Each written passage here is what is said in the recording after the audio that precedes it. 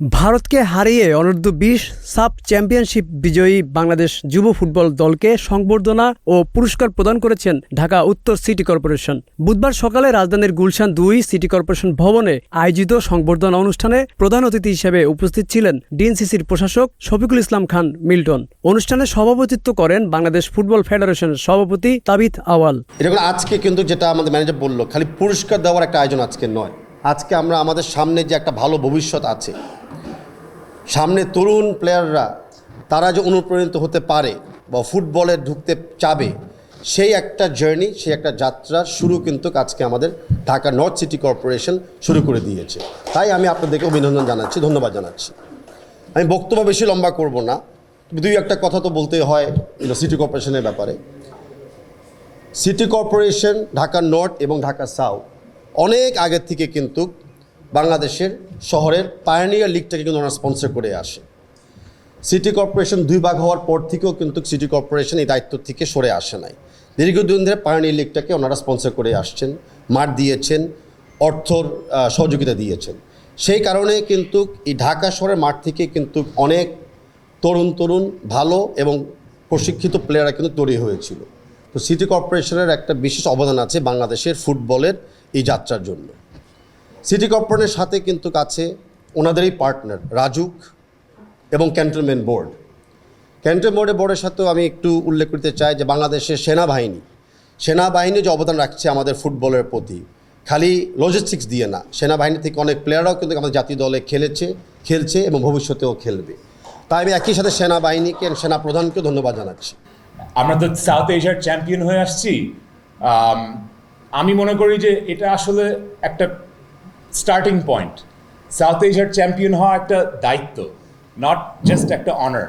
As south Asian champions আমাদের south এশিয়াকে represent করতে হবে এশিয়াতে, উইচ মিনস আমাদের সামনাসামনি যে এশিয়ান কাপ আসবে আমাদের ওইটার জন্য কোয়ালিফাই করতে হবে। এই টিমের পোটেনশিয়াল, যেটা আমি আগেও বলেছি, আমার মনে হয় না যে লাস্ট 30-40 বছরে বাংলাদেশে এত ট্যালেন্টেড একটা জেনারেশন ছিল ফুটবলারদের।